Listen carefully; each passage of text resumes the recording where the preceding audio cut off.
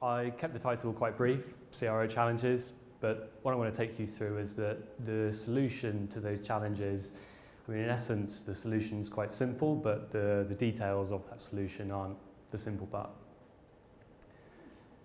So, first off, I'm going to probably be, I think, the third or fourth person to ask you to put your hands up for something, but who in this room enjoys problem solving? Great. That's what I'd hoped was the answer. So I'm exactly the same, and CRO for me is a lot like problem solving. So everything Shahina ran through in terms of looking at the problems that your customers are facing and helping to solve that is going to be key how you optimize your site. But across a few different companies, what I've found to be the case is that it's sometimes not so much the CRO and sort of the ideas behind that to optimize are obviously going to be tough at times, but it's the company challenges which can be some of the bigger problems. So, and what I mean by the company challenges are those to your CRO program. So just to sort of be clear on terminology, by CRO program, I mean anything that involves your process, so from getting an idea out there to being an A/B test to actually then hopefully winning and being rolled out, to even just things like the people you involve, the communications you send out, and how you just sort of tend to interact with the business to sort of talk about what's going on in CRO. So the reason why I'm talking through this is when I first started out in CRO, I'm actually quite thankful for the opportunity I got. So I was on a grad scheme, and to tell you the truth, I had never been in CRO before. And I was charged with coming up with a process and CRO program of what to do. Now, I thought, okay, first off, I'll look around, find some materials online, and to be fair, did get some pretty decent templates in terms of a process of this is how you can sort of talk with people about an idea, and then this is how you can get that idea into being an A/B test, and so on and so on. Now, what became apparent after a few months was there wasn't much substance around that sort of templated process, and these different sort of challenges were coming up in terms of stakeholders and all sorts, which I'll run through, that it didn't really speak to. So sort of as time went on, I realized, okay, there's going to be things I need to change about this to actually make this process work for the company I'm in. Now, the second mistake I made was when I moved to different companies, I assumed, cool, I've nailed it. I've got a process that kind of worked. It could have been better, but it kind of worked, and I'll try and integrate that into the next business I move to. Now, lo and behold, some parts of that process worked. It was okay, but other challenges came about, and to different degrees and different levels that I might have experienced in a different business. So again, had to adapt and look at the details of that process to improve it and make it more company specific. So starting off with, I guess, the very basis, the ideas. So I haven't listed the sort of one big problem would be you have no ideas whatsoever. So ignoring that as a problem.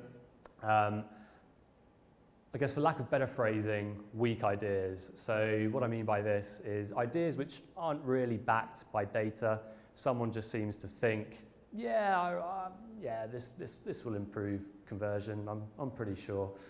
And time goes on, you find, okay, these ideas aren't working. Every now and again, some do, random chance, but there needs to be a bit more behind them. So data backed, something that can focus on your business strategy itself. So if you've got top-down goals that the business wants to achieve, using experimentation or A/B testing as a way to be that growth channel and sort of really push forward what you're trying to do will help with that.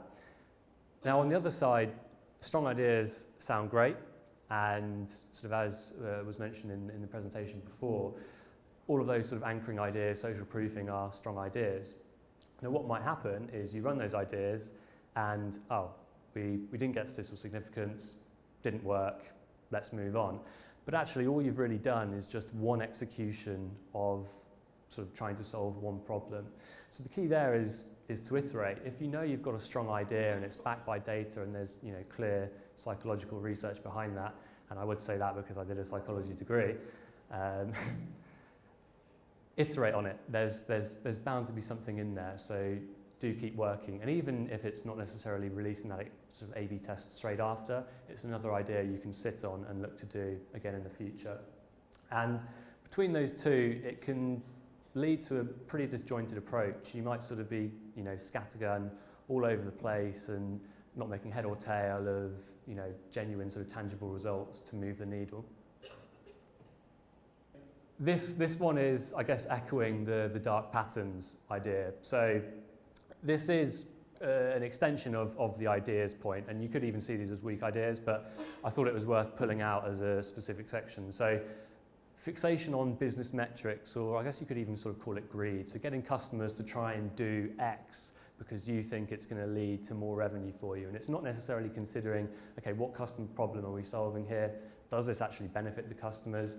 Are they even going to want to do this?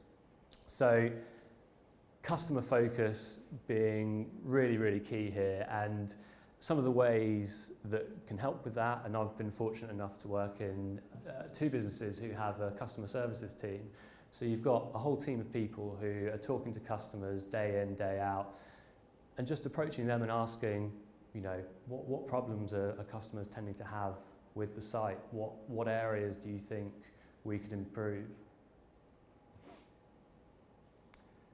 Analysis. So the first one, analysis just being wrong. So you want to make sure, depending upon which approach you're using, so whether it's frequentist or Bayesian, you're applying it in the right way. So, the only solution to this is just being read up and knowing what you're doing, but there's always extra things you can learn, and I certainly wouldn't profess to know everything in the statistical area, and it's certainly an area which I'm constantly looking to develop in and get better in, because there are sometimes questions which come up which are difficult, and keeping a sort of open mind and researching and asking questions where you need to, just to make sure your analysis is right, because you can sort of try and play it off as, oh yeah, this is what it says, but if your analysis is wrong, it's not going to help anyone. And the other thing with that is misapplied. So working with different teams, something I've come across is, sometimes people don't necessarily even use statistical significance, and they might just see a number as higher and think, great, this is going to win. And sometimes you feel a bit like the Grim Reaper, having to sort of give bad news of, no, I'm sorry, that's not actually the case, and it could still be random, so that might not be the winner you thought. So I guess the other two which I'd call out are being inconsistent. So to give an example as a frequentist approach is one I use. So say if all your other A/B tests, you're saying, right, 95% confidence, that's what we're going with. You run a test, and come the end, you're analysing it and you're saying, wow, it's not 95%, but I've got 80%, confidence here. Fuck it, that'll do.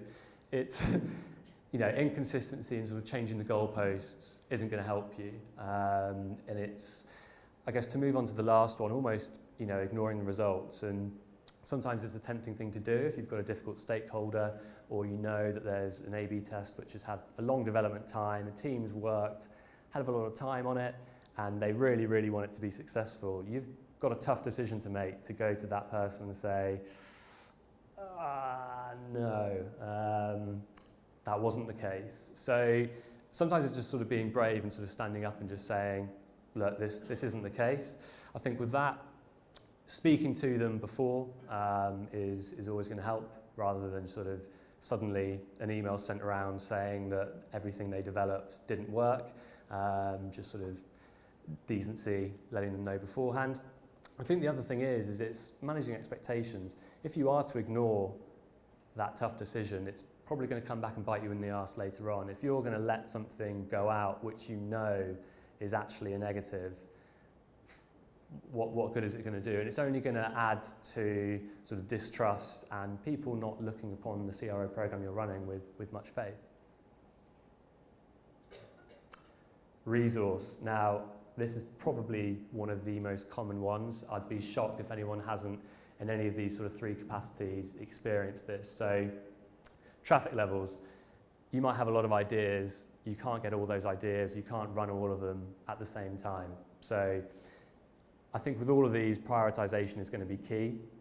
So a consistent model of how you prioritize these. I mean, say if you've got different teams chucking in different ideas and you're letting them all sort of prioritize their own, they're all going to say, yeah, ours is the top priority. So some sort of overall and overarching prioritization model between different teams' ideas, if that's the way you're running it.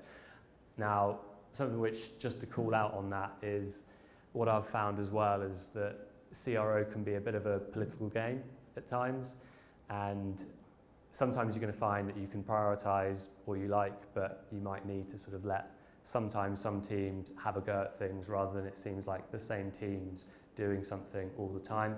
But again, this, and it's something I'm going to touch on later, the education piece that you go through with your company. If some teams' ideas are sort of coming through as, you know, weak ideas, so to speak, or they're not working so well and the prioritization they're using clearly doesn't sort of look right to you, sit down with them and help them out. I think everyone is sort of going to be open-eared to that if it's going to mean they've got better ideas and better experiments coming through. So, yeah, analysis of the results. So just like you prioritize ideas, you can prioritize your analysis. As each test ends, you can get a top-line level of the results. If it looks like a winner, it makes sense to do the analysis and sort of dot the I's, cross the T's for that one first, rather than something that looks like there's not really much in this. This can wait and hopefully get something out there sooner, which means more revenue for the company. Risk aversion. So I've experienced this on both sides of the coin. One of which was a sports gambling company, where it was more so the other way, that people were willing to do things without necessarily testing it. And there it was a sort of case of, you know, hold on, watch out, this is quite a big change we're making. Are you sure you don't want to take a step back? Test this, even if it's for a short period of time, we can quite quickly see if it's causing some sort of negative effect. Or the other side, which is if something's risky, people don't want to do it at all. So I think the trick here is explaining to people that not all A/B tests have to be 100% of traffic. You can cut it down to a small portion. Now, it sounds really simple, but a lot of the times people will just sort of think of something being 50-50, but you can even cut that down to smaller levels than that. So working with them, and I think over time, you know, one approach you can take to this is letting some of these risk-averse ideas going in and just showing people the results as time goes on of, you know, there's going to reach a point of you're saying each result is not statistically significant, that they may start to think, okay, maybe let's sort of try something a bit bolder because we're not moving the needle here. This is probably the most generic and broad challenge I could speak of. So left best or worst, you could see it till last. So this is going to be a really tricky one because depending upon who the stakeholder is, what team they're in, is really going to define what response and what solution you might try to implement. So if there's someone who's data-centric, then, you know, taking them through the statistics of the experiments you've run, explaining why it was successful or why it wasn't successful is going to bring them on board.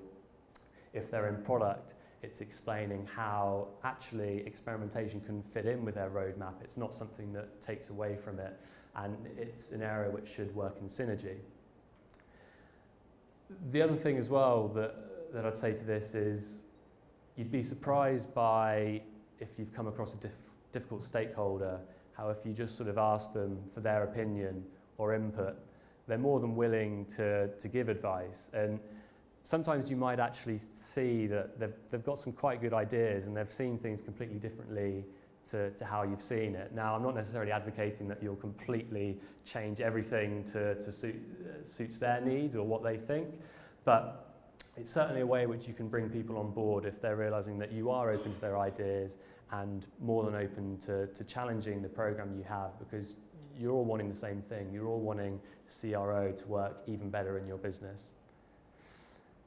Apathy and disillusionment. So this is one where it can sort of carry on from lots of the different challenges. So to take that last example of risk aversion, if a lot of different sort of risk averse tests are going out there, you know, people might start to get apathetic and disillusioned with the fact of, right, another test where there's no significant result and we don't get a winner. So education being king here, managing expectations, letting people know. CRO can be quite hard. You can see articles out there which are saying, oh, you know, we changed this button to a different colour and we increased revenue by £10 billion, and it's, you know, kind of pushed forward what is a bit of a lie to a certain extent, in that only if your CTA was completely invisible before and you changed it to a colour that was visible, you increased revenue. So there's sort of misconceptions that people have in those regards, that sort of, you know, educating and letting them know, you know, 1 in 5, 1 in 3, it's not so bad, and it still leads to ultimately a much better site than would have been 3 months, 4 months, 5 months ago.